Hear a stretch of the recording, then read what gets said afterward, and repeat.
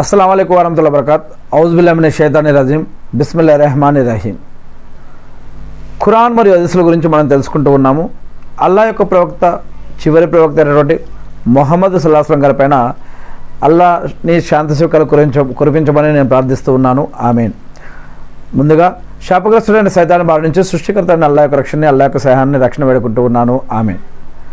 ప్రవక్త ముహమ్మద్ సల్లల్లాహు అలైహి వసల్లం గారు ఒక విషయం తెలియజేశారు అని హజరత్ అబూ మూసా రజల్లా గారు తెలియజేస్తూ ఉన్నారు। ఆ విషయం ఏమిటి అంటే జుట్టు ఈ జుట్టు కానీ నెరిసిపోతుంది కొంతమందికి, అంటే కొంతమందికి తెల్లగా అయిపోతుంది, మరియు కొంతమంది దానికి మెహదీ కూడా వేసుకుంటారు, కొంతమంది వెయ్యరు।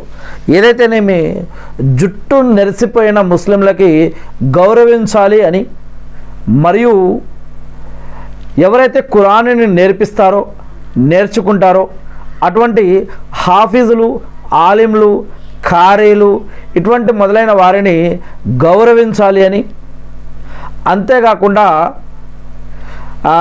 మీ యొక్క నాయకులు ఎవరైతే న్యాయంగా పరిపాలించే నాయకులు ఉంటారో వారిని కూడా గౌరవించాలి అని, ఈ మూడు విషయాలు ఎవరైతే చేస్తారో ఇవి దేవుణ్ణి గౌరవించడంతో సమానమని ప్రవక్త ముహమ్మద్ సల్లల్లాహు అలైహి వసల్లం గారు చెప్పారు అని హజరత్ అబూ మూసా రజల్లా గారు తెలియజేస్తూ ఉన్నారు।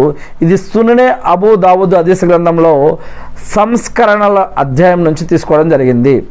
అంటే దేవుణ్ణి గౌరవించడం అంటే వీరిని ఆరాధించినట్టు కాదు, కానీ దేవుడు కొంతమందికి హెచ్చు తగ్గులు దేవుడు ఆయన సృష్టించిన సృష్టికర్తలోని కొన్నింటికి పెడతాడు। మరి కొంతమందిని ధనికులుగా, కొంతమంది పేదవారుగా, కొంతమందికి కొన్ని ఇచ్చి తీసుకోవడం, కొంతమందికి తీసుకొని ఇవ్వటం, కొంతమందికి ఏమీ లేనివారుగా, కొంతమందికి అన్నీ ఉన్నవారుగా చేయటం, ఇవన్నీ కూడా దేవుడు ఎవరికి ఎక్కడ ఎవరిని ఎలా ఉంచాలి అనేది ఆయన ఇష్టం అన్నమాట।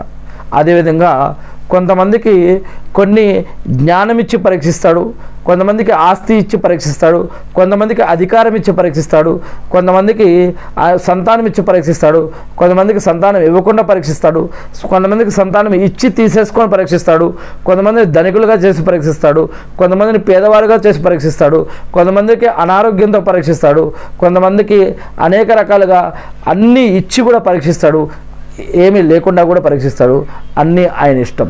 కాకపోతే దేవుడు ఎవరిని ఎలా ఉంచాడో వాటిని అలా అనుభవిస్తూ ఆ స్థితిలో ఆయన్ని ఆరాధించడం ఇది ఉత్తమం అన్నమాట। లేని వాటి కోసం పాకులాడటం కానీ, ఉన్నందుకు గర్వపడటం కానీ సరైన పద్ధతి కాదు। మరి దేవుడు మనల్ని ఏ స్థితిలో ఎప్పుడు ఎలా